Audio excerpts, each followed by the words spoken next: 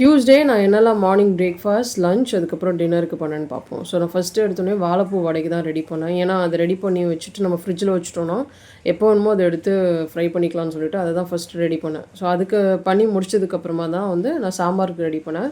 சாம்பார் வந்து ரிச் கார்டில் வச்சு சாம்பார் பண்ணியிருக்கேன். பீர்க்கங்காய் சாம்பார் சொல்லுவாங்க. செம்ம டேஸ்ட்டாக இருக்கும்.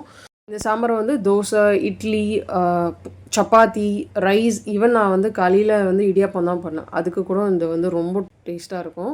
சாம்பார் நான் வந்து குக்கரில் வேக போட்டுட்டு அடுத்தது நான் ரெடி பண்ணது வந்து பீட்ரூட் இடியாப்பம் தான். இதுக்கு வந்து ரைஸோட அளவும் தண்ணியோட அளவும் நான் கரெக்டாக கொடுத்துருக்கேன்.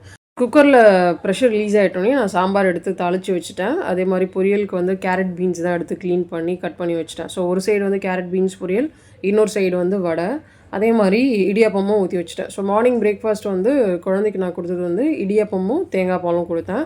ஸ்கூல் லஞ்சுக்கு சாம்பார், ஒரே ஒரு வடை, கேரட் பீன்ஸ் பொரியல். ஸ்கூல்லேருந்து வந்ததுக்கப்புறமும் கொஞ்சம் லஞ்ச் சாப்பிடுவாங்க. ஸோ அப்போ சூடாக பாதி வடை போட்டு கொடுத்துருந்தேன்.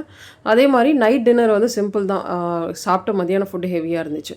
அதனால் கொஞ்சம் கஞ்சி, ஃப்ரூட்ஸ், அதுக்கப்புறம் சாம்பார் வடை இருந்துச்சு. அது குழந்தை தான் சாப்பிட்டா. எனக்கு பசிக்கல. நான் சாப்பிட்ட ஃப்ரூட்ஸ் கஞ்சியே வயிறு ரொம்பிடுச்சு. இதோட வீடியோ வந்து நான் கீழே டேக் பண்ணுறேன். கண்டிப்பாக செக் பண்ணி பாருங்கள்.